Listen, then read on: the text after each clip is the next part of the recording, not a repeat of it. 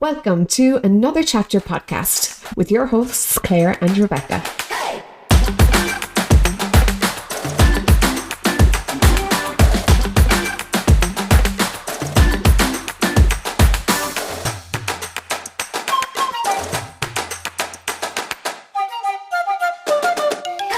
Do you love books? Well, you've come to the right place.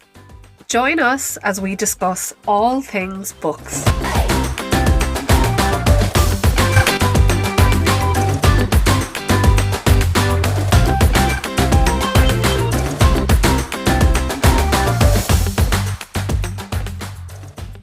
Welcome to chapter 13 of Another Chapter, the podcast. Today we are extremely excited and a little bit nervous to be sitting down with the amazing Sophie White. So welcome, Sophie. Hello, I'm delighted to be here, and I'm even more delighted to hear that it is chapter 13 because 13 is my lucky number. Oh, wow. I'm one of those contrarians who loves 13. I even have a tape measure tattoo on my arm for doing my knitting, and I got the artist to stop at 13 centimeters. Wow. That's how much I love it. That is crazy. A very serendipitous turn of events. Yeah. Auspicious beginnings to the episode. Excellent. Yeah. We swear we knew. Yeah. So, Sophie, for anyone that doesn't know you, can you tell us a little bit about yourself? Oh God, yeah. So I am an Aries, usually considered the most unbearable of all the star signs. I am a writer, and so I've written 7 books. So 5 of those are novels, and 2 of them are nonfiction. And even so, I kind of move around genre and mode, and kind of even within my fiction, I've kind of moved around a bit and done commercial fiction and kind of horror. And that's kind of mainly what I'm at. I'm currently the writer in residence in DCU in Dublin, actually, which is very exciting. So I've been doing some work with students and doing some kind of teaching and workshops and things like that. So I've been loving that. And I do podcasts as well. So I do 2 podcasts. One's called The Creep Dive, and it's kind of a storytelling podcast where we just tell the most fucked up stories we can find on every episode. And that's with Cassie Delaney and Jen O'Dwyer. And then the other podcast I do is called Mother Pod, and it is like a comedy podcast about parenting, but really very little parenting, lot of tangents and esoteric cul-de-sacs of nonsense. So that's kind of a bit about me. How would you find the time for 2 podcasts and teaching and writing? And parenting. You've got kids and stuff. Well, I'm phoning in at least 1 or 2 of those activities at any given time. So, hopefully it's not the parenting part. But kids are fine. They'll raise themselves. They're grand. They raise themselves. No fear of them. They're fine. How did the writer in residence thing come about, actually? Like, how does one become a writer in residence? Well, you keep an eye on the Arts Council of Ireland website and apply. So it's basically different universities do it in conjunction with the Arts Council. So, I mean, it's literally like an application process, and then, if you're lucky, you're called to interview, and then you do an interview. Like, it's kind of like a job. Yeah. Like, in that I haven't done an interview in years/ever, because before, as a writer, I was a chef, and with chefing, you don't do interviews, you do trial shifts.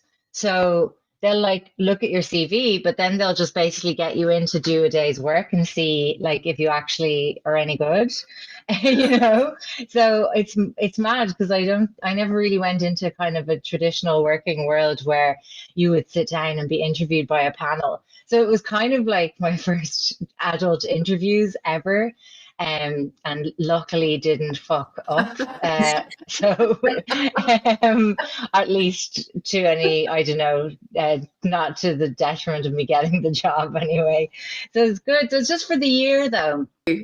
Yeah, okay. Okay. Yeah, The I irony love of it it. being an interview for like in a role where you work for yourself as such, you know what I mean? Like you know, you're doing it because you are a writer, which is very much a solitary job, but then Yeah, yeah, it's kind of funny. Funny totally. how life Are you enjoying works. it? Yeah, I love it. Actually, just love it. I did a bit of teaching last year with the Hugh Lane Gallery, and it was the first time I'd done anything like that, and I really wanted to see if I liked it. Um, and especially because like I'd tried out for the writer in residence role before and hadn't got anywhere with it. Like I'd applied to all the universities, UCC as well, and UIG and everything. And so that was the first year I applied, didn't get anywhere with it. And so it was a big goal of mine last year was to get some teaching experience during the year before the application process came around again. And so then, yeah, I was just so happy to get it. And they give you I have a lovely office in All Hallows campus. In Dublin, and it's gorgeous. Like it literally is like a little mini kind of, I don't know, Exeter College in Oxford, or it's beautiful buildings, Wow. and it feels like you're in some liberal arts college in upstate New York or something. But it's small. Like, and then there's two other bigger campuses for DCU, and yeah, and I just absolutely love working with writers at the beginning of their career, or like, and it's just great. Yeah, absolutely loving it. That sounds like the dream now, doesn't it? Yeah. That sounds good. Yeah. Absolutely. Do you want to start off with questions, Rebecca? Yeah, yeah. So we usually kind of go back to like reading more so than the writing. So like what are your earliest memories of reading, being a reader? I think my earliest are the Goosebumps series by R.L. Stine. Do you know Yeah, them? The Yeah, really garish loved yeah, it. covers. they were great. Yeah. Night of the Living Dummy is one of the most iconic ones, I think, and I have a copy of it on my desk at home, just for like a little talisman. Loved just, I think they were the first really fun books that I graduated from the kind of kids books, and like it's weird, I don't have like that much memory of kind of the books that like my mum and dad would have read to me at all, except that I remember my mum tried to get me to like Just William. And do you know Just William at all? Like he would have been I something know from her of it. childhood. Yeah, Yeah. I did not like it. I don't know why she was trying to push that now. But so Goosebumps were my first kind of taste that books could be fun, and that books were supposed to be fun, you know? Hmm. And so that just kind of got me. I just would, I just devoured those books. Like I'd read one in an afternoon, and just it's an amazing series, really. I think that there's something like 60 something in the whole series. I must have a There was look, a but I lot. mean, Yeah. he's just an incredibly prolific guy, and like, just did, you know, I think just did a lot for like opening up reading to like a whole generation, in terms of like just literally being like, it can be fun. In fact, it's supposed Yeah. to. Yeah, 62 books. That's Yeah. insane, isn't it? And opening up Yeah. that genre to young people Yeah. as well, because that would not have been a genre that we actively would have been seeking out at a young age. Like it was Enid Blyton and Yeah, all that or to be jazz, you encouraged know? to read it. Yeah, And like previous generations, I don't think had an equivalent of like a writer writing horror for kids. mm, Do you know what I Yeah. mean? Like like previous kind of generations, horror was horror for adults, and I think it was the first time somebody tweaked that like kids will like something like this. You know what I mean? And like, so I feel like it was just an incredibly smart kind of recognizing that there was a kind of a gap, and like even like just I loved the way the covers were always like oozing slime and like really bright colors, and like obviously with all of those kind of books, it's always like the adults are like the idiots and the kids are the ones who are like all knowing, and oh, they're so good. They're so good. I'm trying to actually introduce my 9-year-old to them now at the moment. Excellent. Because I now want to do that thing that my mum did with me and just William, and just try and force my great loves on him. So yeah, they're the kind of first books I have really strong memory of. Yeah. And would you say like those books would have had the biggest impact on your life, or is there another book from kind of childhood, young adult that would have had a really big impact on you growing up? So the book that I always come back to when I'm thinking about this kind of question is a book called Are You Somebody by Nuala Whalon. And it's Nuala Whalon's memoir. It's got a subtitle of The Accidental Memoir of a Dublin woman or an Irish woman. And I think the reason it had such a huge impact was because I was a teenager and I'd never read or come across like just a woman being so candid and being so ready and willing to be unacceptable or push against what was acceptable, or so yeah, like Nuala Whalon was like, a journalist, and she was like born in the 40s, so she's like obviously considerably older than me, and she was really prominent a journalist, and I think even worked in TV as well as writing a lot of nonfiction, and she I think was just like a real kind of forerunner to like all the kind of creative nonfiction by women that we are getting now, like the kind of Emily Pine, like notes to self kind of, that kind of wave that we're sort of experiencing of like Irish women like writing their truth in like, like very frank kind of, essays and things like that. And like your own book as well, like courtsing as well. Like she would have definitely influenced that as well. And like obviously she was writing about like, growing up in a time where like the, shadow of the Catholic Church like was looming, and she was also like, she had relationships with men and women. And I'm bi, and I think as a teenager to encounter that quite early on was like kind of pretty amazing for me, to see that was sort of like a thing actually, because I think I had a lot of awareness around like gayness, but I don't think I actually had that much kind of awareness around bi sort of stuff. Do you know? Is that kind of weird to say? No, I think it was kind of one or the other, really. No, not at all.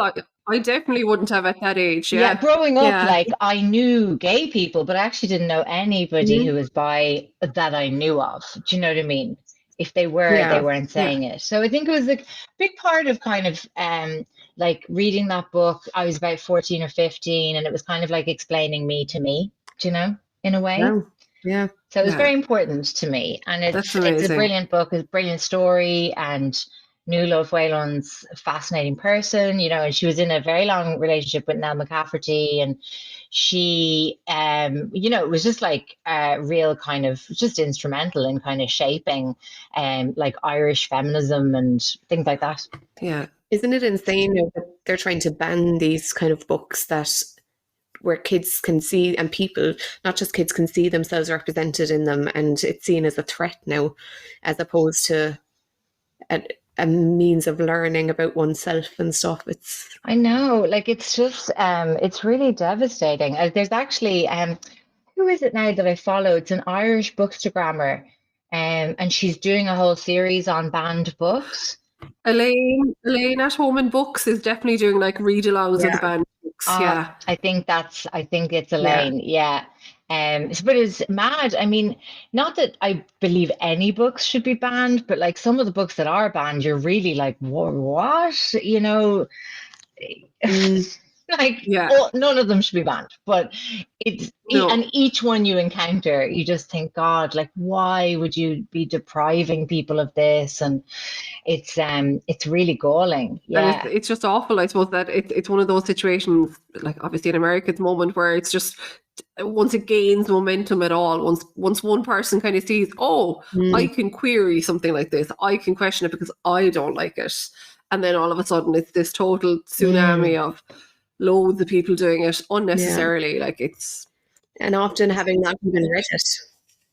yeah, oh yeah, that's it. Like people Mm, just hearing what it's yeah. supposedly about, or not that yeah. there should, as you said, there should never be a reason to ban anything. Like, but Yeah, it's you're wrong about the podcast. Did a great episode about um sort of some of the kind of first wave of book banning. Well, not the first wave, but like the kind of most recent wave before now of kind of okay, Mm, sort of like there was kind of a group in America that was kind of like somewhat sort of spearheaded by mothers, kind of Christian mothers. I can't remember what the name of the group was, but like they were having kind of a moral panic about, books on the curriculum, things like that. And it was in the 90s, as far as I remember. And so it's mad because they did that episode. They would have done it a couple of years ago when, like, I suppose this hadn't really started to like mm, gain that much, like not as much ground as it's gaining yeah, now. It's very unnerving. Yeah, yeah, and just how history repeats itself, even though we should be yeah. learning from history, yeah. um, I think it's but the because we patterns, kind of, yeah, the patterns, and I think the kind of like just sort of cycle of reactionary kind of impulses that we seem to have as a race. Do you know that kind of way? Mm, Like if yeah, anything feels like it's evolving too far in one direction, then it'll suddenly overcorrect. You know what I mean? Into yeah. the other side. I yeah, think it's like our kind of instinct to be very kind of like polarized, I guess. Um, in our outlooks and in our politics and stuff, like I think, if yeah, somebody doesn't agree with something, they nearly have to go all the way to the other side of like being yeah, Yeah. actively loathing it. Do you know what I mean? Drastic measures are taken. Mm, yeah, yeah. Yeah. So, when we're talking about our own reading and what authors we enjoy, we always ask people, who is your auto-buy author? Oh, auto-buy author. I think it's probably Meg Wolitzer. Absolutely love Meg Wolitzer's books. And eagerly awaiting a new one. Do you read Meg Wolitzer at all? She's an no, American no, novelist. She's written, do you know what her most famous one is? The Wife, which was made into a movie with Glenn Close. Um, yeah, that's do ringing you a bell, know all that right, one? yeah, It's she's the main character is the wife of this like really like renowned kind of great American novelist type figure, and it's such a brilliant novel, and it's a brilliant film as well. So Meg Wolitzer, I think, is kind of my auto buy, or definitely one of, yeah. And she's prolific, so if you're just coming to her work, you know, there's like a nice back catalogue there of novels to enjoy. I love there's another one called The 10-Year Nap that is, I mean, certainly really speaks to me. And I'm sure you guys will relate. Like it's kind of about that period of time when you're parenting young kids and Oh, you kind yeah, of have gone into a tunnel of being this kind of, just like the source of everything for these kids, and yeah. then kind of they start to grow away from you, and it's almost like waking up from the titular 10-year nap. Oh, And it's yeah. just, she just writes amazing characters, and she just, oh, I don't know, it's hard to describe. It's like it's not always sometimes it's all vibes, you know, and Yeah. like it's not as much kind of, I don't know, like there is always plot, but I just adore her worlds that she makes, you know. Yeah, I love this question because I think nearly in every interview we've done, we've learned of somebody, like that I have not heard of that author. So it's great to hear Mm, these people, and we do pick up the books and stuff. But yeah, that sounds really interesting because I feel like I'm definitely feeling lost in that. Not lost, I suppose, but like motherhood takes over an awful lot, and yeah, you lose yourself in it. And I do. There I go. I do think about the times when I'm not going to be needed every minute of every day, and like, who will I be afterwards? totally. Yeah. Yeah, yeah. And like quite often, like most of us have made some kind of pretty material sacrifice Mm, during our kids' kind of young, like first 10, 12 years. Like whether it's your kind of career stuff or just like the things you used to love doing, like like, I don't know, like I feel like you wake up from this 10-year nap and you think like, you know, I've let a lot of things go. So 10 years of my life has passed, and like, I've been living it in service to other mhm. people, Yeah. yes, there's love involved, but it's just a weird feeling. Like I even found it really like really visceral in the first kind of year of each of my kids' lives, actually. Like no matter how I felt like I got used to it after the first one, the second was easier, the third was easier, but like I still had that thing of like that first year of just being really lost and like down to kind of forget I couldn't. This is like a really basic one, but like not even being like, oh, what do I like to wear? Like none Yes. of my clothes work.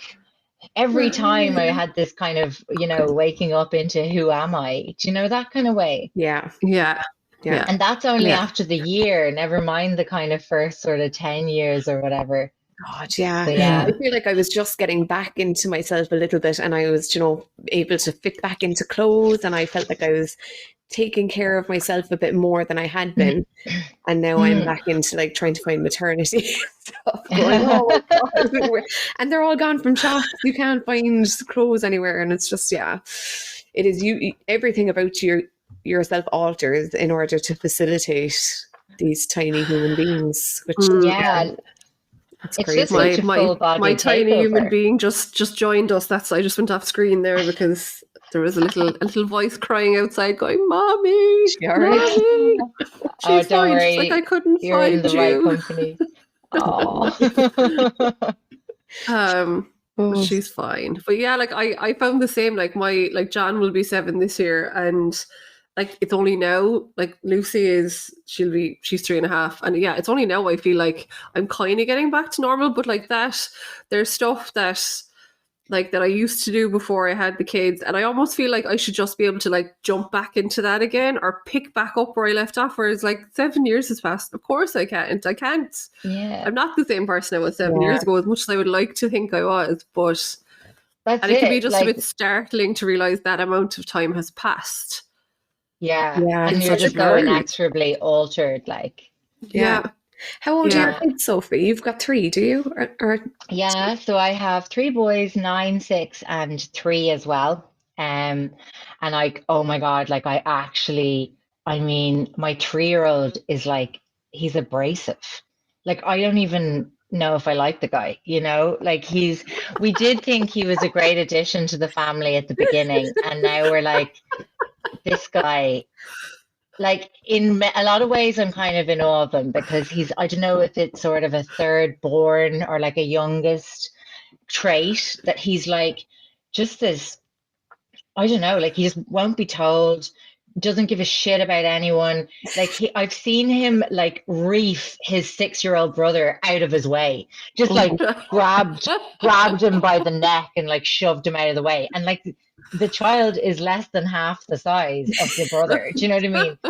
We all went and did like we were kind of doing the sugar loaf walk, the kind of hike up the Sugarloaf last weekend. And like, I was kind of like, oh God, we'll see how we go. Like with the 3-year-old, you know, we mightn't make it all the way to the top because like he'll get tired or whatever. I mean, 3-year-old was like a Terminator baby. Like he just, he was, I was running after him to try and make sure he didn't fall off the mountain. So yeah, I'm in it. I'm really in it with him. Oh, and they all have such different personalities. Like you were saying, you think you kind of know what's the story after the first one, then the second one comes along. They're totally different, and you're like, oh, I might as well be learning how to do this all over again. Completely, yeah. It's just like books, actually. Like, I think it was Anne Enright said that it never gets any easier because each new book that you're writing, it's the first time you're writing this book.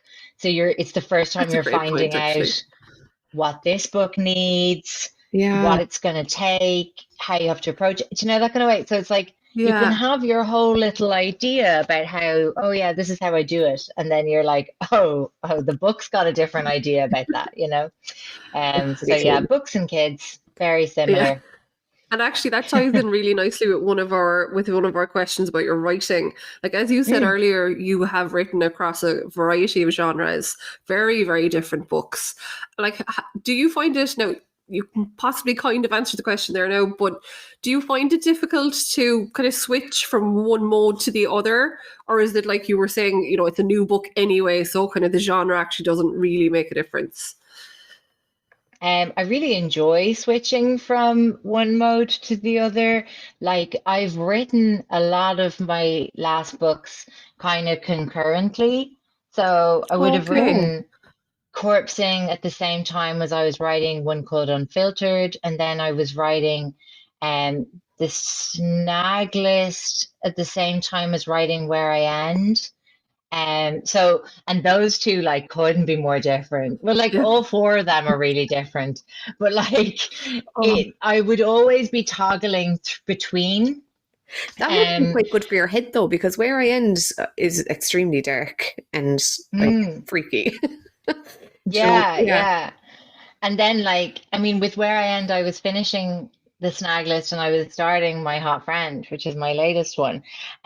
So yeah, like it's definitely like nice to have a break from one thing to go to the other thing. But I would find maybe I'd be more like I'd have a stretch of focusing on one. Like I'd kind of maybe be like really focused on one of them for like 2 weeks and have a real like Where I End week. And then I'd have a real kind of, you know, My Hot Friend kind of stretch.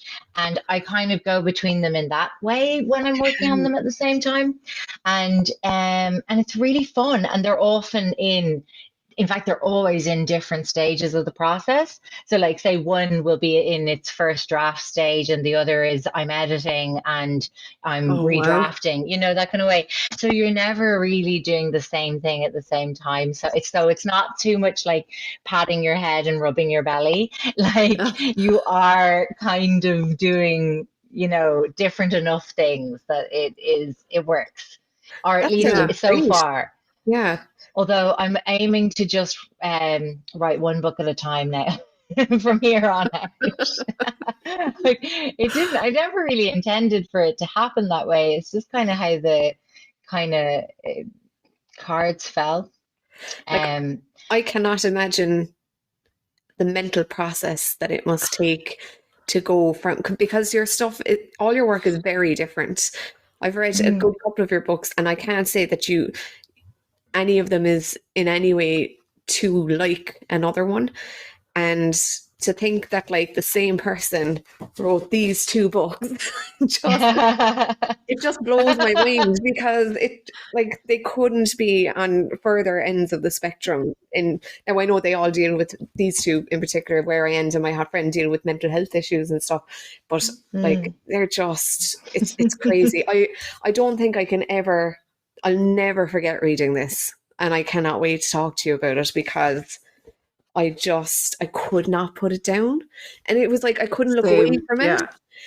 It was so unsettling, but it's like something crawled in under your skin and you just had to you had to finish the book in order to kind of let it go. It was just so good. I really loved it, which is I feel like that's a weird thing to say about a book that is a bit, I don't even know It's what so word. disturbing. Yeah. Yeah. I know whenever I'm like signing copies of Where I End and personalizing them, I'm always kind of like, I hope you enjoy the book, if that's the right word. Like, because Yeah, I almost feel like I'm handing them this cursed object. but it's brilliant. Like Oh, thank you. Thank you so much. I would love to know how this entire book came to be. I know we're skipping loads of questions here now, but No, yeah, The joy of go for it. editing. The joy of Yeah, editing. They can always that's go true. back in order. That's fine. Can you tell us about how you came up with this concept and how you even like got through the process of writing it? Yeah. Yeah, I was reading it as well. Like there were times that I was reading it and I was almost like holding it away, going, Oh, I don't know, I don't want it to can't know be what's going happening. on, but I need to know what's going on. Well, it's like a piece of art, I think, because it's just you can't but be engrossed in what's going on. Anyway, go on, tell us about it. Yeah. Well, that's amazing to hear because it's weird being on the other side, the kind of inside of the process, and you're writing and you're kind of, you know, you never know really what the experience is going to be like for people who read it. Do you know that kind of way? Like you are aiming for something and you're hoping for something, but it's great to, well, it's very exciting to hear that anyone was, enjoyed something that I did. Yeah. You know what I mean? Always is. But yeah, with Where I End, yeah, it's a funny book, is a funny story that kind of evolved. I feel like it was almost like a little tumor in my brain for a kind of a good few years. So it kind of started when I first went to Inishmaan on my honeymoon in 2012. So it was actually 10 years kind of before the book came out, before I wrote it or anything. And it was my first time going to Inishmaan, and I was just so like taken with the place, and I just loved it from the second I got Mm. off the little plane, the tiny little plane that you can fly over there on. And I just was like really struck by its kind of strangeness and just this kind of this sort of atmosphere that I perceived there. And there, the island in the book isn't Inishmaan, but it's kind of inspired by some of the kind of geography of Inishmaan. I would say it's kind of like Inishmaan on steroids, kind Okay. of. And like in that, the cliffs in the back of Inishmaan are very beautiful and really like striking, and they are very sheer, and you do kind of get this sense of vertigo when you go over there. But I suppose the book in my head is, I suppose, on a bigger scale. Yeah. It's the book in my head slices up out of the ocean, and it is different but inspired by it. And then I guess the idea just was kind of like I said, kind of growing like a little tumor in my brain for a good kind of few years, but like very out of focus. I kind of just was very like, yeah, I feel like there's an island. I feel like there's a kind of a house on that island that is full of like unexplained things. And the kind of character of Elin kind of came, to me. And then different things in my own life were kind of starting to influence the story, in that my dad was very sick, and for the last kind of years of his life he was kind of in a kind of like vegetative state, in a bed, very very like it did inspire the character of Eve, Elin's mother, who's also called the bed thing in the book. And I think I spent a lot of time at my dad's bedside, and, he would never, like, he didn't speak to me or look at me or know I was Yeah. there, or that I could tell. And I guess I got very interested in the idea of like, what if I didn't have like all of my memories of my dad, that kind of sustain me through like that kind of like years long sort of vigil. And, I was kind of like, what if there was a child who had only ever had this parent and nobody had ever explained, what had happened, and what kind of person would that make? So that kind of question really anchored the story for me then. I think from that point, and so that's kind of funny because I guess my dad was kind of like, I was kind of living through that kind of 2016, 17, 18 kind of time. So during those years, I was writing other books, like my first three books kind of during that time. And so this other idea was just kind of over there, I didn't really, it was kind of, I suppose it was like gaining ground over those years. I kind of started to think, oh yeah, this is a book I want to write, but I knew that it was very different to anything else that I write.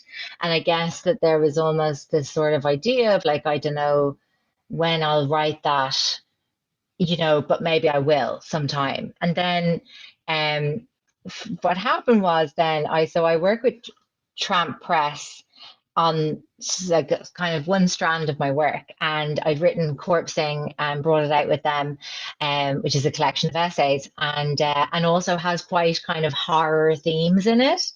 And basically I had kind of very, very casually mentioned to Lisa, my editor there, that I was kind of thinking of kind of a horror idea.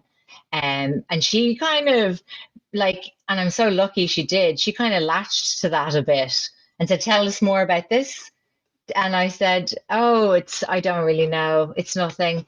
I don't even know what it is yet. And so she kind of went quiet on it for a while. And then we were all having lunch together. And I think we were celebrating like Corpsing getting shortlisted for an award or something. So we were still in the Corpsing space. And then they said to me, what would you think about doing a horror novel for next Halloween?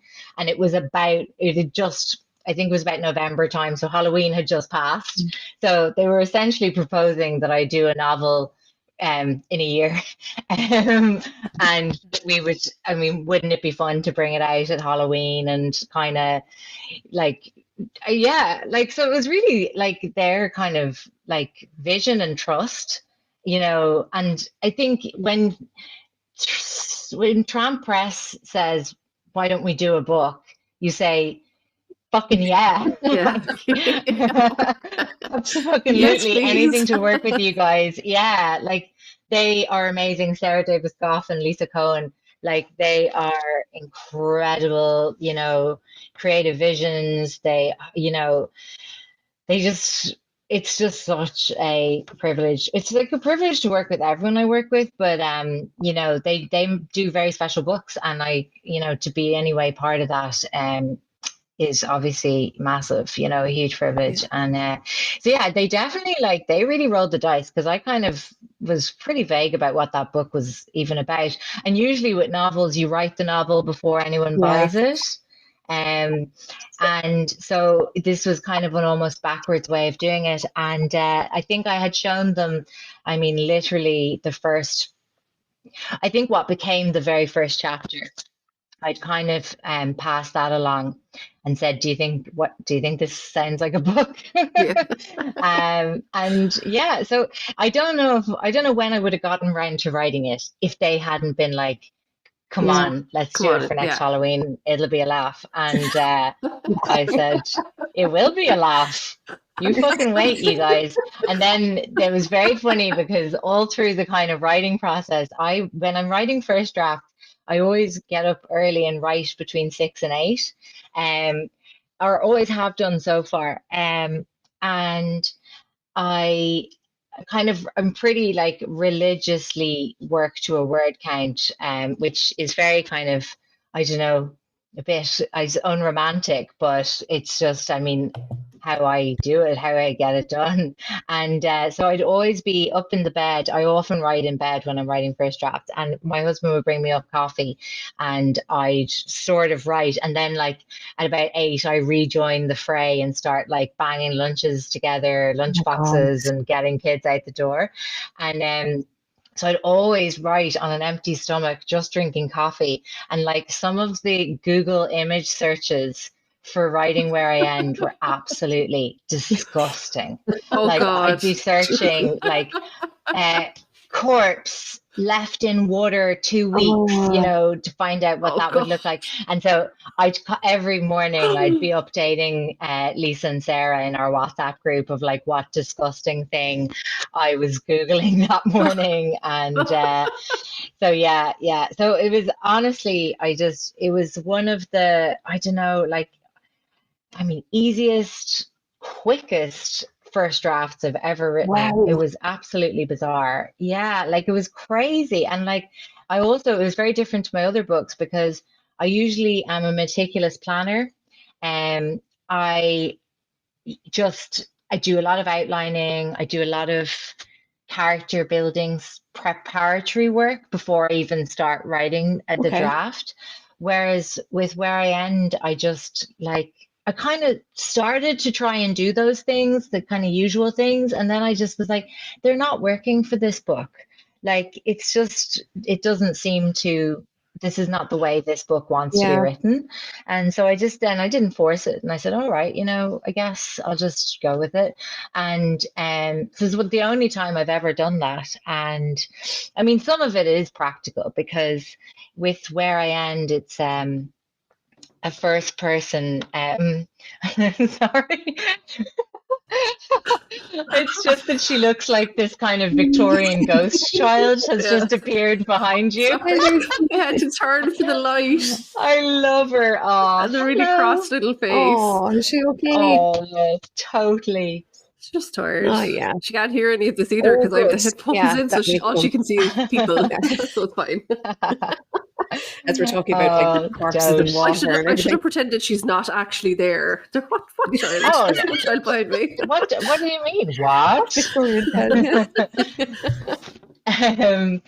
But yeah, we were just talking about the process of writing Where I End. I think the other thing that, maybe the planning side of it, is very different to my other novels that have like multiple main characters.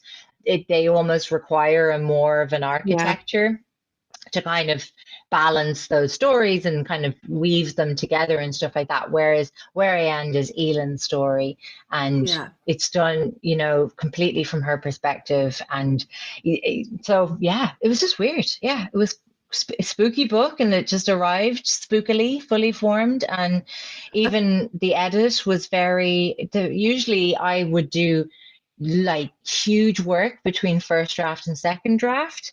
Like I write really kind of scrappy, shitty first drafts, and the whole time I'm writing them, I'm like, I'll fix it in the second draft, And then when I come to do the second draft, I'm like, for fuck's sake, you lazy bitch. You should have just fixed this in the first draft. Whereas where I End, it was very strange. Like I felt weird not changing it more. Yeah. But, me and Lisa work over it together. And like, I was just like, I feel like I'm not doing enough with it. And she was like, but maybe it doesn't need that, And I was like, weird. Yeah. But yeah, great experience. Can I ask a question?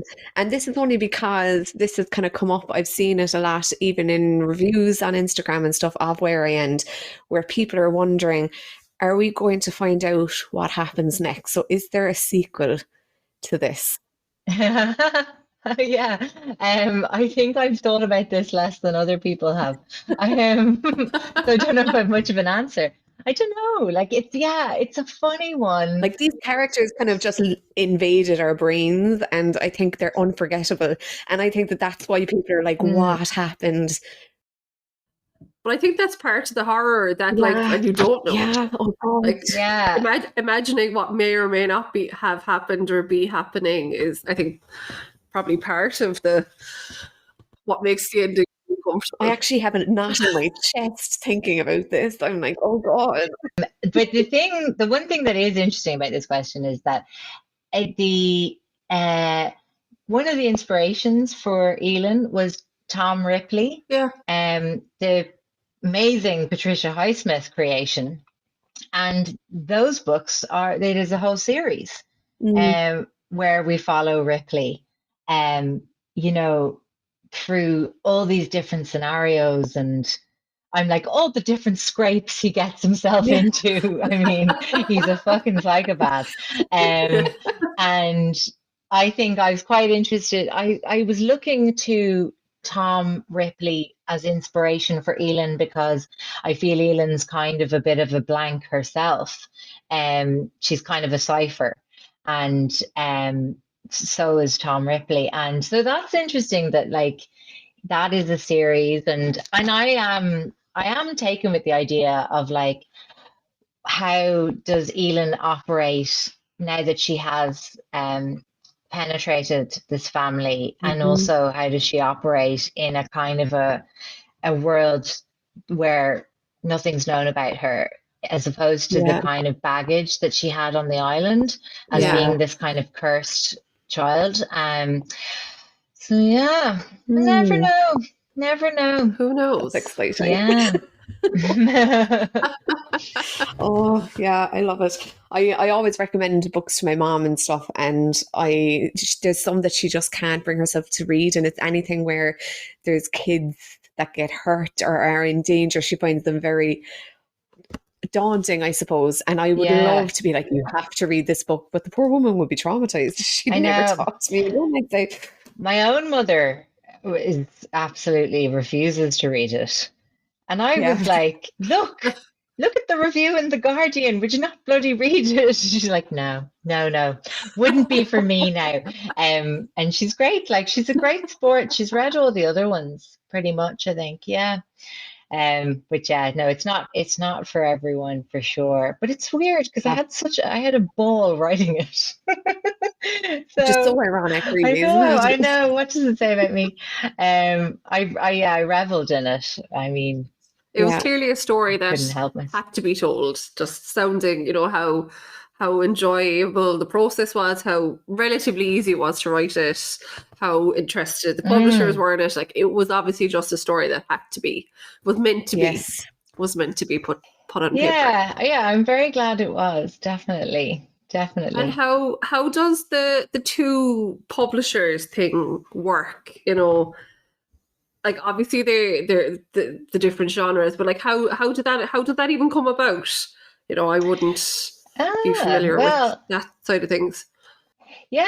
It's an interesting set of circumstances in that I was just getting rejection after rejection for like just couple of years there, maybe 2.5 years, where I was just getting nowhere with my writing. Like done my first book, and had kind of gotten that.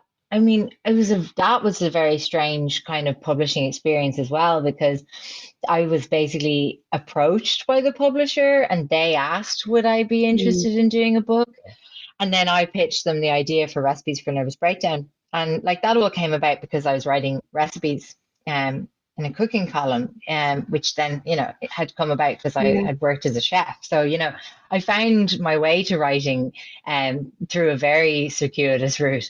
And then after Recipes for Nervous Breakdown, like so many people said to me, oh, I loved the book, you should write a novel, and I was like, you should write a novel. Like novels are hard. Like that sounds very hard.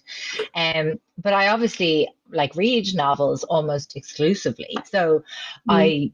I, I did have like, I did really want to try. And so I did. I wrote Filter This, which was my first novel. I love And that. thank you. And I then took it out to agents and publishers, just trying to get anyone interested in it, and nobody was interested in it. And like every week was just rejections or else silence from, everyone I was sending it out to.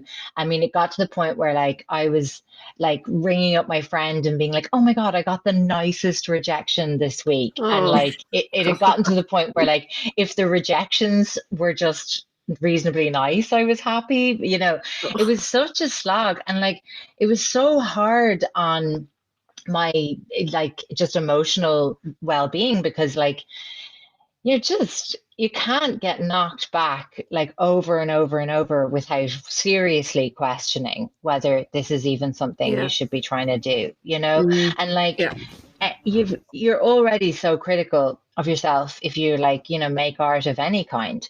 And so when it's really just it feels like it's being confirmed at every hand's turn that you're not good and what you've made is not good. It's so tough. Like it really, really eroded my confidence and like trying to sustain belief in your work. Like that's what I tell writers at the beginning of the process starting out. I'm just like, the absolute biggest challenge is not writing this book. It is sustaining belief in this book, because there will be long stretches where you might be the only person who believes in it. And like if you want to get there, get it into the hands of readers, you really have to keep on pushing.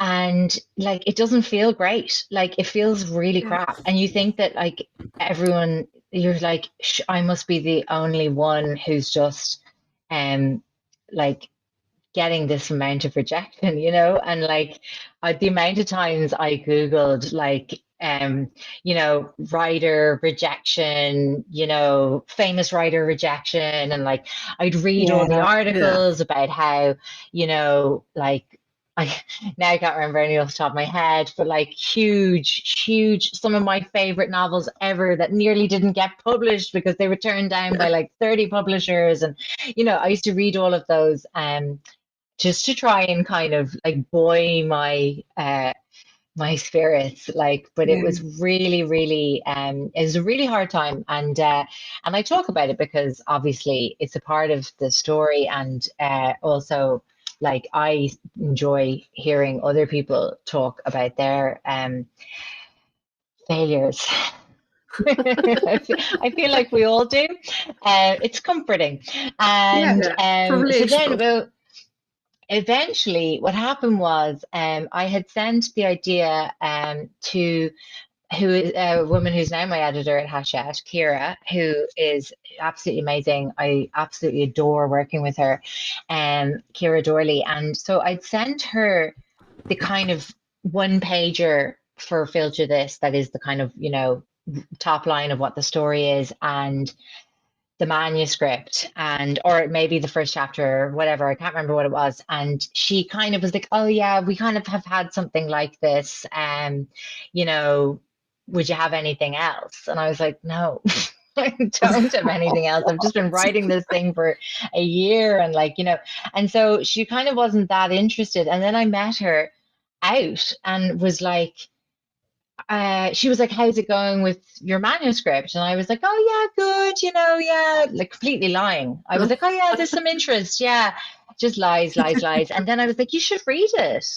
And she was like, and I was like, yeah, you should. And I think there was something about the fact that I was literally standing right in front of her that like she found it quite hard to deal with me being like, I'll just send it to you. I'll send it to you. I'll send it to you. You should read it. And then like just kind of forced her. And so I sent it to her in like January of I think it was 2019. And at the same time, just really randomly, I'd also been sending out this idea for a collection of essays. And it was what eventually became Corpsing. It was called, at the time, it was called All Consuming, I think. And it was about all the things that Corpsing is about, like grief and addiction and motherhood and all these kinds of things. So those two books were kind of out in the world a bit. And Okay. I had sent the idea for Corpsing to Tramp. I actually was so committed to working with Tramp that like, I kind of felt like I wouldn't write Corpsing with anybody else. And if they didn't want it, I wouldn't be writing it. With nonfiction, you sell on proposal. So you'd often just sell on an outline and a kind of sample chapters. Yeah, so that's kind of, it's almost the reverse. You kind of, yeah, most of the time you would just be sending kind of an outline of what a Okay. book would be. So I hadn't written the whole of Corpsing yet. I'd written about 6 essays that I sent. And so Mm. basically, that all was kind of out in the ether, and it was the start of 2019. And I got calls to meet Kira and Lisa and Sarah in the same week. They were like, Oh, wow. both meetings just happened to be in this 1 week in February. And I was like, oh, go along to the meetings. And to be honest, like at that time, I'd also been to a lot of meetings. So I wasn't overly confident. Do you know, that kind of way? Yeah. And then I just ended up basically like signing 2 deals in 1 week, which was just crazy. Amazing. And like, so it is amazing after like genuinely years of nothing to then suddenly, like, I remember not being able to trust it. I didn't trust it. I kept being kind of like, but they'll change their minds, or like, this feels too good and can't possibly happen for me. Do you know, that kind of way? Yeah.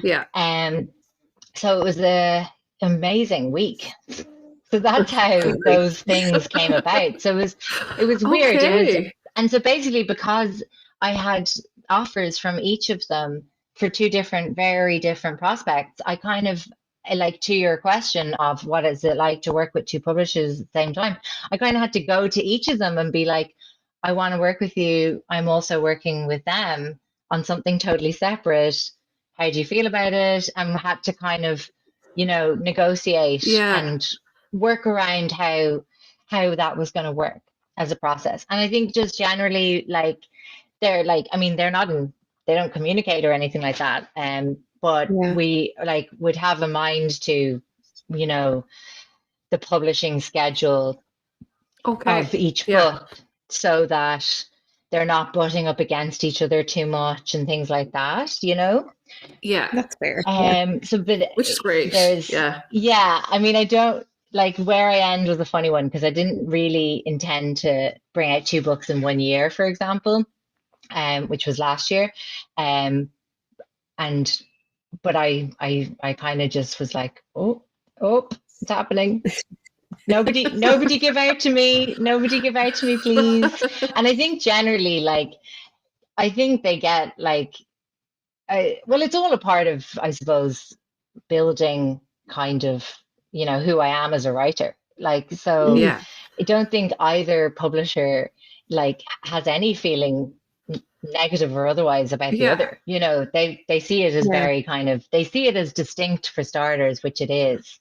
And I could never do the work I do with one with the other, so it's these two really important relationships in my life are my 2 editors, and I just trust them both so much, and I would never want the other's input on the other thing, if you know what I mean. Like, I think Kira has just such an incredible like instinct for commercial women's fiction, like and for me, like for the stories that I very specifically want to try and tell, like she always when she gets my first draft, she always has such incredible insights into the work that I won't barely even have managed to grasp. And she'll be like, I think you're telling a story about this. And I'll be like, that would be a good thing to tell a story about.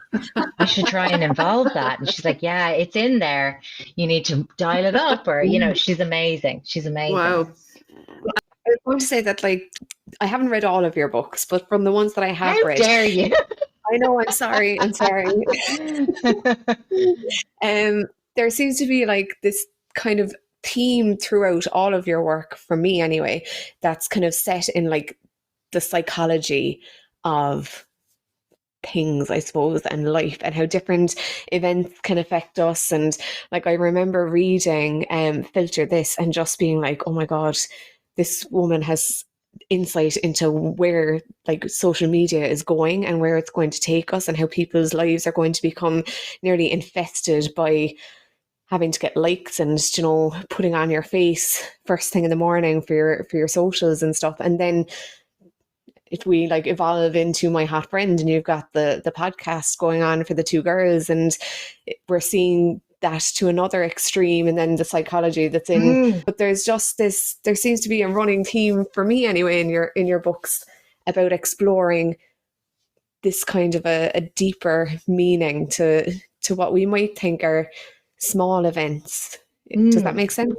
Yeah, definitely. It's something I'm really conscious of, I think, when I'm kind of like when I'm finding the stories and stuff. Like, Yeah. because I think I'm just really interested always in kind of like how we're living right now and like you the kind of collision of tech and our sort of Mm. human frailties just really interests me. Like, you know, I mean, I think I joined Instagram like kind of like almost a bit belatedly. Like it was 2016 and I just got a smartphone. And the weird thing is I'd spent loads of my 20s like really offline because I'd lived in like a van for a period of time. I lived in France where I didn't have a computer. I didn't have access to the internet for like pretty much most of my 20s. Like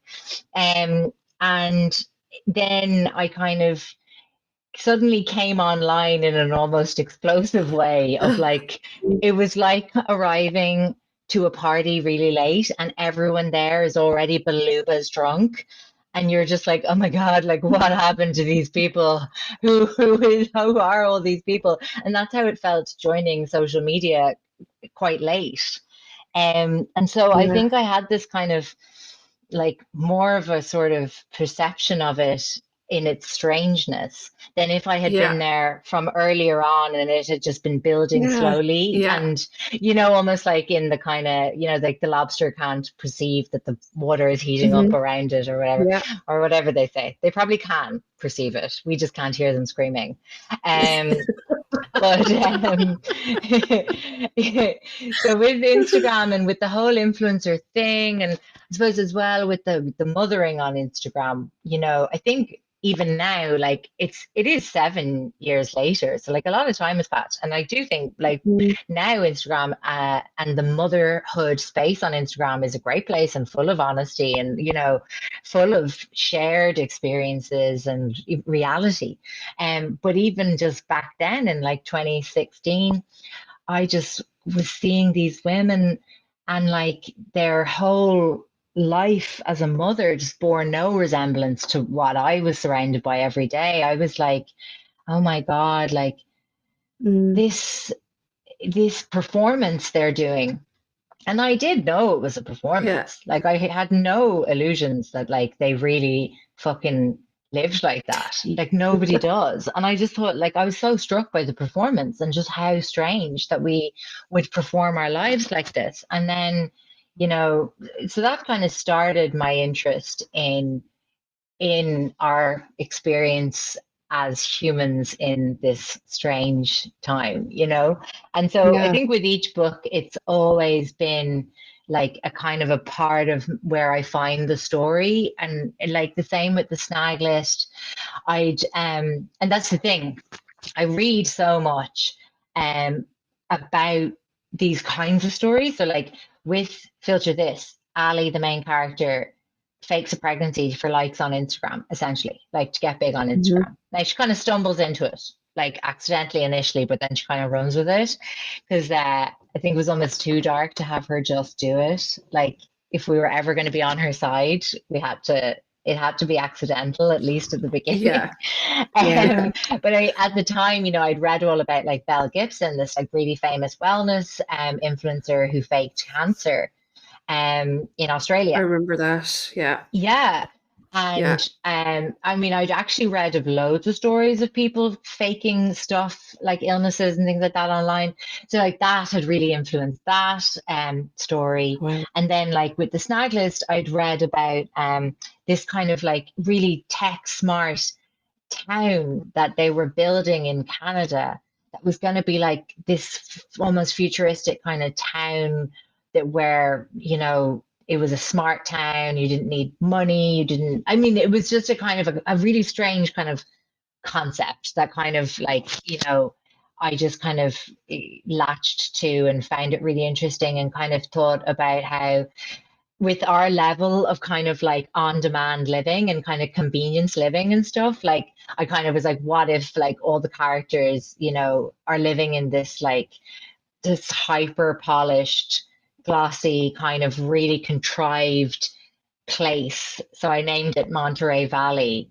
And you know, what happens when like all the kind of edges are sort of, you know, sanded off life and everything is just done for you, and what are you left with?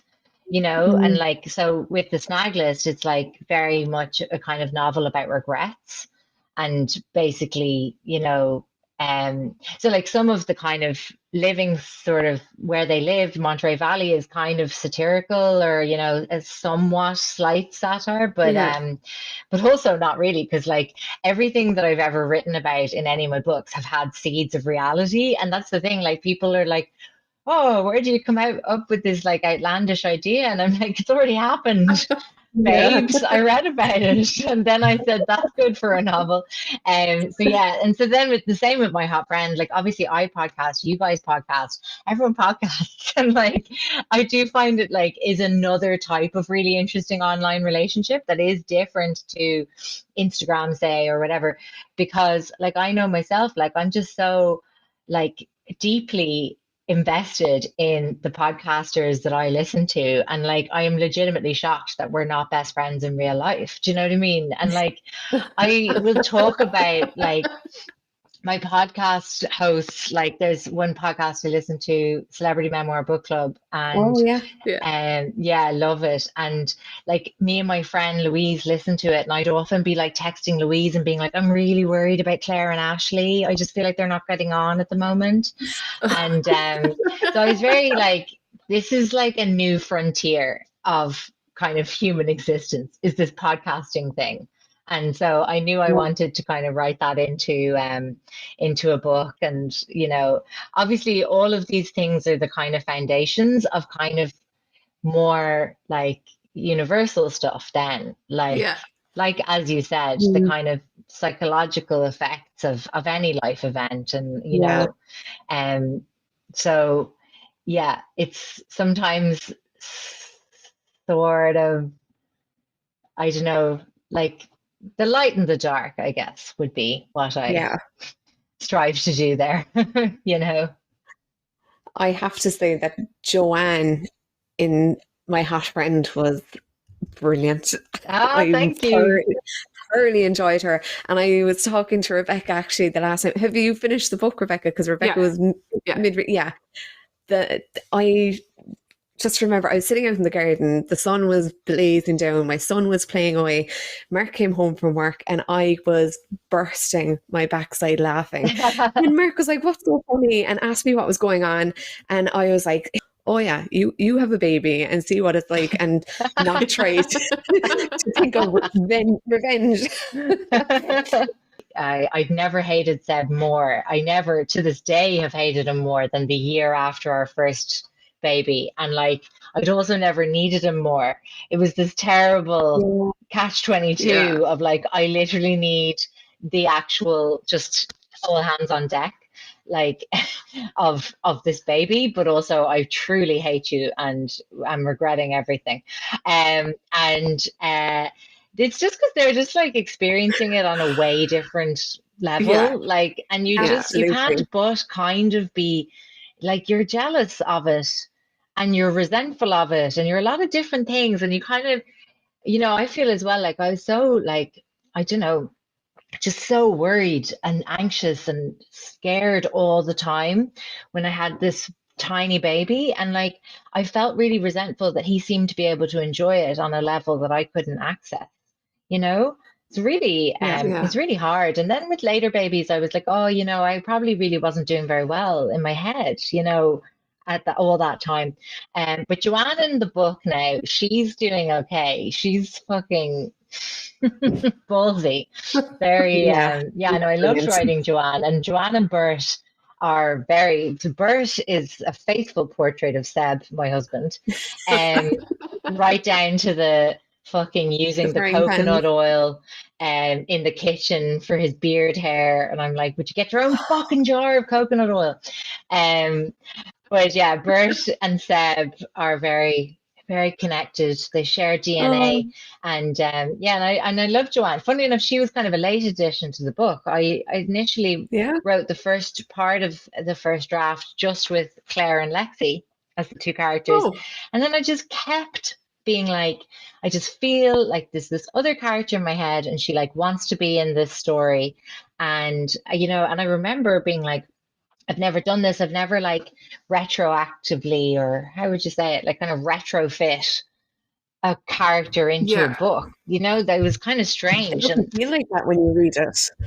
I hope not. You wouldn't, yeah, no, you wouldn't think for a second. Yeah, I was very intrigued as to how they were all going to come together Mm, in the end, because obviously all of their stories were going to entwine. But yeah, it was just really interesting. She was like the kick up the ass that the rest of them kind of needed at times, and just said it as it was. No, like pussyfooting around things. It was, yeah, it yeah, was great. yeah, yeah. She's fun. I named her after Joanne McNally. I was, it's a little tribute to Joanne McNally. I was actually going to ask, like, is there any particular method you use for naming your characters? Oh, not really, except that when I'm doing like first and last names, I usually steal names from my friends and mix them together and things like that. Or, Okay. like there's a character in Filter This called Emer Breen, and that character is Sarah Breen Sarah and Breen, Emer yeah, like McLysaght. it. Yeah, yeah. But it's hard naming characters. And actually, I do think the name is really important. Like actually Lexi, that name was given to me by Louise O'Neill, Oh, Oh, who we were talking about the character, and we were talking about how she really needed this like hot girl name. yes, yeah. And Louise was like, "What about Lexi?" And I was like, "Brilliant. That's a hot girl name." Mm. I love it. And Claire was an excellent character as well. A very important kind of character to bring the issues of mental health to the fore, I think. For me anyway, I Mm, really kind of resonated yeah. with her, the FOMO and being just like, you would sometimes get a bit paranoid about what other people are doing and Yeah. stuff. And I think everybody can relate to Yeah. that. I hope it's not just me. No, no, no, no. No, because it's really me as well. Like that was very based on me, and like my kind of tendency to like overthink and like fixate Mhm. and on imagined, slights, and I was also very inspired because my hot friends kind of, it's about friendship, Mhm. and it's about like friendship breakups, and the kind of difficulty of making new friends as an adult, and just how important our friends are to us. And like Yeah. I think as well, with all the kind of overthinking and kind of, as you said, FOMO and stuff, I was very interested in the fact that like even talking to my mom about her friends, those those problems don't seem to go away like with age. Like they're still all having the same stuff that we're having now and that we all had in secondary school. Do you know Yeah. that kind of way? Like there's a kind of still this kind of vulnerability that kind of stays with us, I think. Mm. And I had written a few years ago an article about friendship breakups. And I'd put on my Instagram, "Oh, I'm writing an article about friendship breakups. Have you ever broken up with a friend? Would you talk to me anonymously for the piece?" And I mean, at the time, it's funny because now it's really in the conversation. I'm seeing it everywhere at the moment. People talking about friendship pauses and friendship breakups and friendship breaks. But at the time, I was like, is a friendship breakup even a thing? I think it's a thing, but Mm. I wanted to hear from people, and the response was like overwhelming. Like so many people got in touch, and they were like, "This happened to me. It was more painful than many romantic relationship breakups I've had. It really hurt me. I was ghosted by a friend. I still don't know what I've done or what I did." And like the hurt was really palpable. And as well, what struck me with the kind of friendship breakup thing is that we have this total, like, well, we have no social script for, what to do when you've broken up with a friend and you're actually fucking heartbroken, but like, it's not, there's no shorthand of like, oh, Sophie's going through a breakup where people will be nice to you and people will rally around. With the friendship breakup, at most people will just want to know in a gossipy way what's happened, who's mad at who. But like they don't, so often the time isn't given to the grief that you might be feeling at the loss of a friend. And like it's just so isolating, I think. So that was definitely after I wrote that article and saw, like, talked to so many women, I was like, I know that I definitely want to write a story about that at some stage. Like I wrote that article in like 2018, I think, for Image. And I always knew, I was like, I'll get to that. I really want to write a story about that. And I also really wanted to write sort of a rom-com that really just centered female friendship. Like, because I kind of think of my books as kind of like rom-coms, like they're there to be easy and escapist and entertaining, I hope. And but to have kind of like, obviously kind of, deeper sort of meaning as well. And so yeah, I was really like, there's no rom-coms about female friendship, and there's very few kind of stories that are really just about friendship. And like, and I really liked that about Girls, the TV show, that it was so about their relationships. And I loved the endless kind of, Hannah's a bad friend, Marnie's a bad friend, like, that whole fucking thing just, I thought was so funny and so fascinating. And it's, so I just was like, oh, I want to make something that's just about friendship. And I remember even my agent was like, I was telling her about the idea and like sent her the manuscript, and she was kind of like, and there's no love interest in the whole book. And I was like, kind of one guy. She was like, okay. It's like the only book I've ever written that has no sex scenes in it. Like even Where I End slightly has some, sex in it. But there's only a very chaste kiss in My Hot Friend, which was really sweet, actually. Like, and I think kind of broke through the stereotype of these heavy metal rockers, and that they all like sat down and had their Sunday roast and discussed their problems and listened to Brené Brown. And I was like, nice. No. Yeah. Well, whenever I'm doing anything, really, I'm always I'm always asking what's the most unexpected reversal here, like with a character. Yeah. So yeah, when Lexi moves in with a heavy metal tribute band called Slipknot, without the K, and they're just like full of feelings, and these great guys who are like really in touch with the culture, and and Lexi is the cynic, in that respect. Yes. So that's kind of, and she's kind the of funny. They kind one. of break her down. Yeah, exactly. No, I kind of fancied Shay myself a bit, that guy. Yeah, he seemed like a catch, to be fair. Yeah, I was kind of like, how do you write like a guy who isn't your stereotypical like rom-com lead? Like I wanted him to be like short and have like bad skin and like, but to have this kind of aura, that kind of way. Like, and I think I got that. I got that you going. did, yeah. I liked him. Yeah.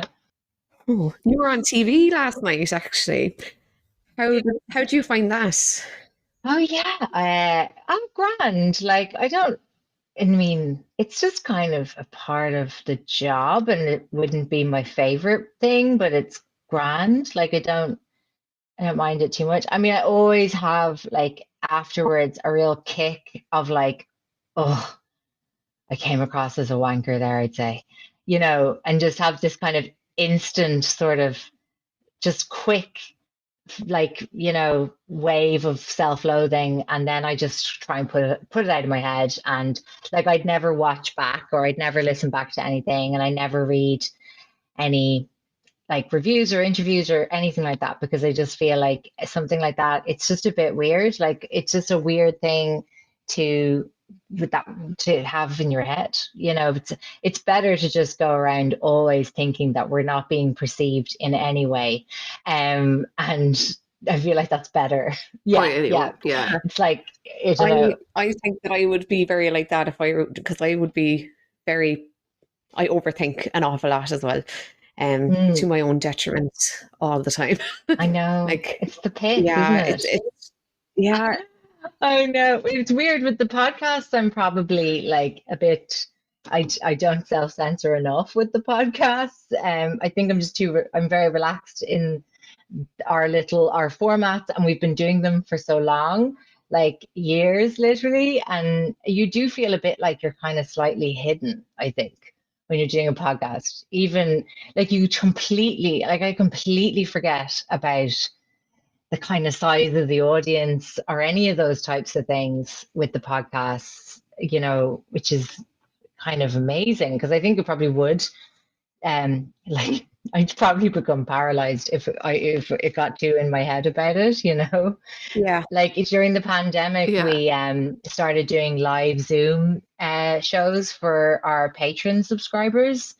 And so we met every Thursday night all through the lockdowns and did like a live show over Zoom. And like, I remember, like, particularly at the start, like, I actually hated doing them. Like, it was like, I was appreciative that people wanted us to, but at the other side of it, I just felt very like, this is not just the three of us alone in a room anymore. Yeah. This is me, and there's 250 people on this Zoom, and like, the three of us are here to entertain, and like, and they can see me now, and all that it really got in my head at the beginning. It was really interesting. And then plus Zoom was so new to all of us. So there was that as well. And also, I had a really small baby, so like, every night without fail, at some point in the Zoom, like, this baby would be handed to me to feed. So I just like slightly tilt my camera up and start feeding the baby and stuff. But I remember Jen and Cassie loved them from the get-go. Like, they just loved, like, and then we totally got into it, and we had such good fun doing them. Like, we used to do loads of interactive games and stuff with people. And like, they were such good crack. Like, it's mad. I'll always have those memories of the pandemic, doing these mad shit, like total mad shit on Zoom. Like, I mean, like, one night we did a penis pageant, which was, I organized it. Don't worry, it wasn't people on camera with their dicks, but basically we got like Naked Attraction on Channel 4. Yeah, not quite. Imagine just like crotch filling the screen. We basically, anyone who wanted to take part in the pageant, they could create an edible penis out of anything they wanted, sweet or savory. And so we couldn't taste them, but like, we went around, and everyone who made, like, about a dozen people made these incredible creations. Like, there was a beef Wellington that I'll never forget. Like, there was, oh my God, somebody made a charcuterie board penis. It was unbelievable. They were amazing. So I'll have those memories to cherish forever. Yeah, good times, good times. Different, yeah. Oh my God.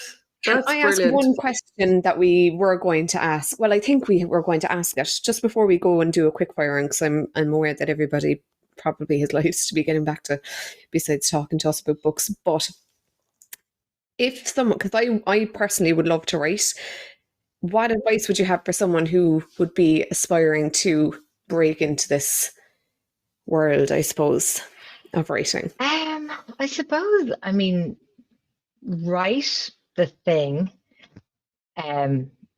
as priority. Because you won't, I guess, move forward without that.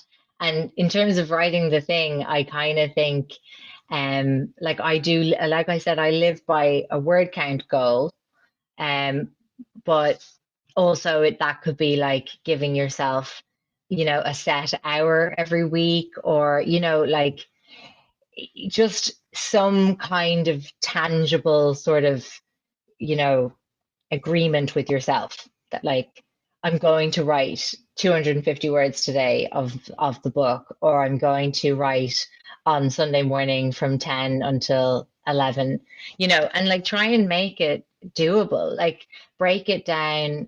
Like Seb, whenever I'm struggling, Seb's always like, how do you eat the elephant? And I'm like, bite by bite, okay. And how do you eat the elephant is always the way I think of these things. Like every work is made up of like such tiny kind of, actions and things that will bring you closer to getting it done and getting it out there. And so, I mean, that I think is just really like it's basic, but it's also the kind of crux of it is getting yourself in the seat. And I think that a mistake that I definitely, had is, just thinking of it in the huge terms of like a whole book, and like how will I ever reach the end of something so mammoth, and like just breaking it down and just like picking a really achievable target of like I said, like I'm going to write 250 words, and like, that will just always move the story on just by increments until eventually you have 80,000 words or 100,000 words or whatever, you know, novel length. So that's kind of, I think, the first. And then the second is what I mentioned earlier about just trying to keep the faith in your story, and just believing that you will find the right people, who get it. And, that it's so subjective out there. Like, that's it. Like, just anyone stopping at the first kind of rejection, I just am always like, no, like, please. I read a great article once it was called Why You Should Collect 100 Rejections. And it was basically like, the point of the article was like that the job of, say, the writer who's trying to get published is to just keep knocking at the door. And like that, basically, if you aim to get like 100 rejections, the idea would be that you are knocking enough times that like somebody will see what you're trying to do and will love it, And so that's it. Write the thing and keep the faith. Yeah, it's a great mantra, actually. I love it. Yeah. There we go. It is. Yeah. Are you okay to do a quick fire round, Sophie? Just like a this or that. Of course. Yeah. Excellent. Love it. Okay, so we'll get straight into it. So number 1, hardback or paperback? Paperback. Okay. 2, dog ear or bookmark? Dog ear. Ooh, controversial. Number 3, DNF or power through? DNF. I used to be a power through, and then I read that the average person may only read about 4,000 books in their lifetime. And after I read that, I said, I'm going to start DNFing. Yeah, agree. Yeah. Agree. I was the same. Yeah. And suddenly it was like, there's actually a finite amount of books that I will get to read. I know. Every so often I think of that and go, like all of these books behind me, like I could spend the next 2 or 3 years reading them and I would still never read another book, like, and that idea kind of freaks me out a bit. But anyway, number 4, tag authors in posts or no?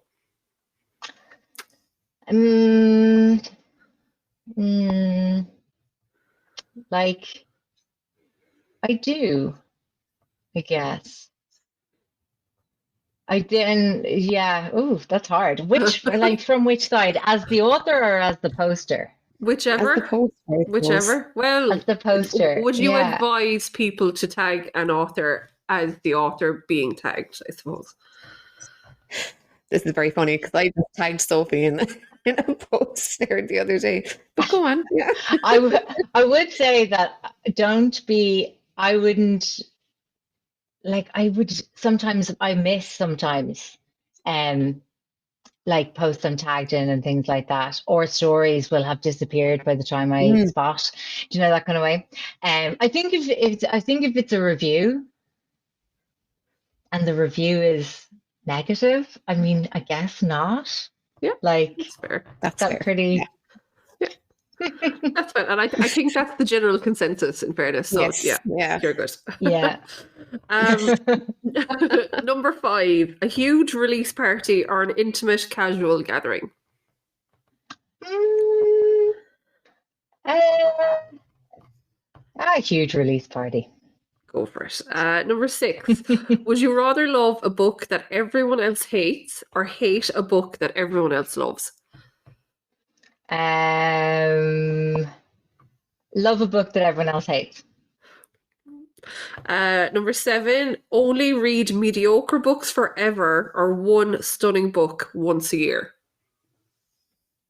Oh God. That is a hard one. Yeah, that's really hard. Mediocre isn't that bad. That's fine. I feel like one book a year would be a torment. I'll do mediocre. Okay. Number 8, only read the first page of a book or just the last one. First page. Okay. Number 9, have an actor you don't really like play the lead in an adaptation of your book, or have an actor you love turn down the role.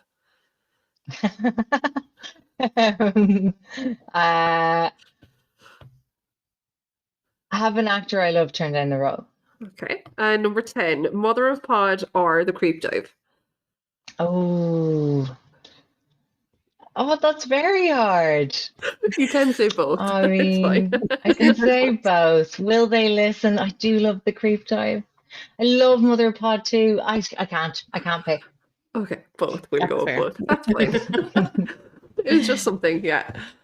Thank you very much, Sophie. Thank you very much. Thank you guys. We learned a lot. pleasure. We laughed a lot. Oh yeah, I Yeah. talked a lot. I'm sorry. That's Not at all. that's It's great. been great. We were saying we had great aspirations that like all of these episodes would be like less than an hour, and then we realized once you get talking about books, either amongst ourselves or with other people, time You just can't goes out the contain it, window.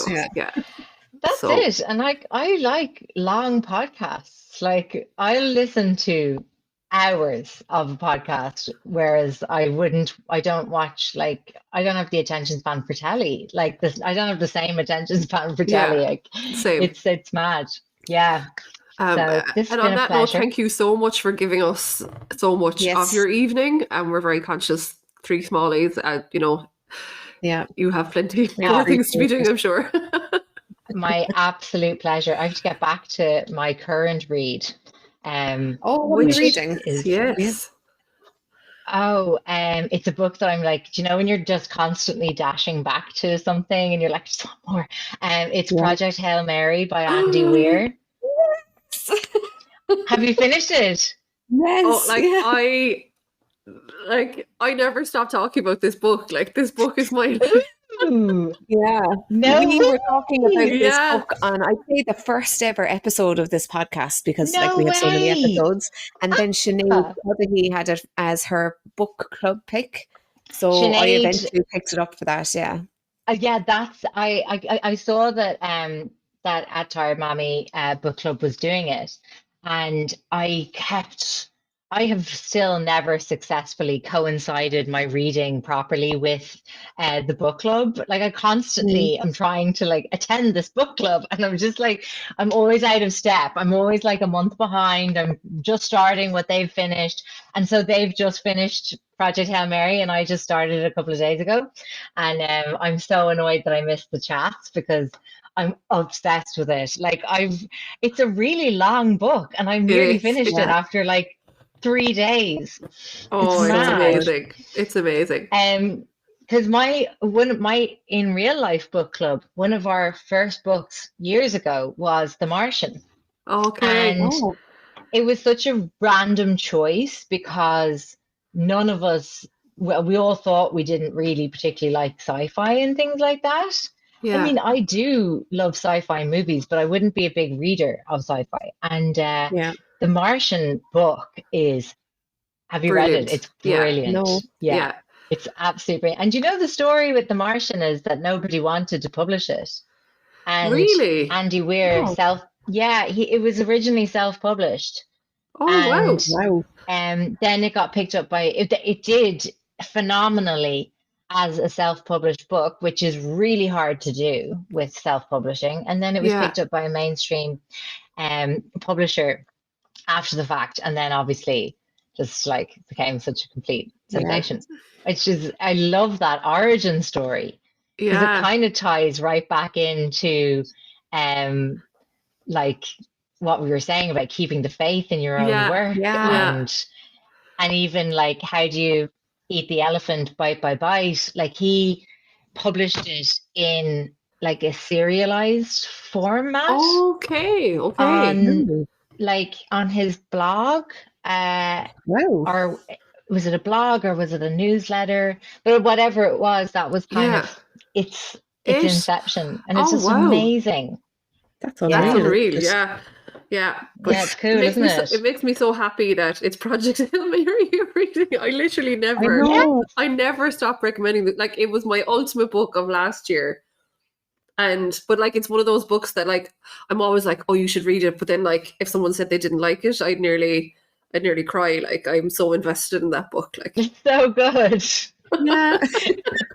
It's so good. It's a skill. Like, someone said on the third Mammy meeting the last day, that like it takes a lot for a writer to keep you invested when it's basically someone talking to themselves for the first, we'll say, quarter of the book or the first third of the book or whatever it was, you know, that he's essentially just speaking to himself like that. And it's a lot of skill to keep you invested, especially when it's so sciencey and techy and technical for parts of it.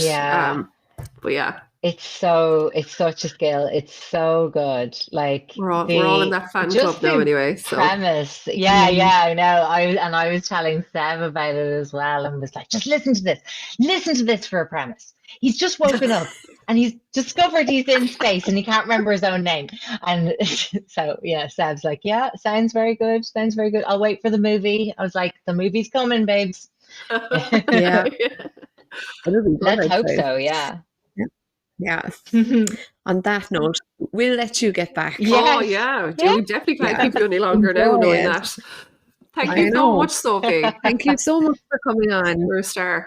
Thank you both. That was so much fun. It was lovely to meet you guys properly. Thanks a million. Thank you. And you. It's been best of luck with the rest of the promotion and everything else with My Hot Friend. It's getting fantastic reviews and stuff. So congrats. Well done. Yeah, it's gone good. Yeah. Thanks so much, gals. Bye. No bother. Good night. Talk to you soon. Bye. Thank you so much for listening to this edition of Another Chapter podcast. Don't forget to subscribe, like, and share to keep the book conversation going. Thank you to Helen Becerra for the graphics, Mark Neville for the mixing, and to each of our contributors. Music is Make It Work by All Good Folks. Don't forget to follow along on Instagram at Another Chapter podcast. We'll see you there.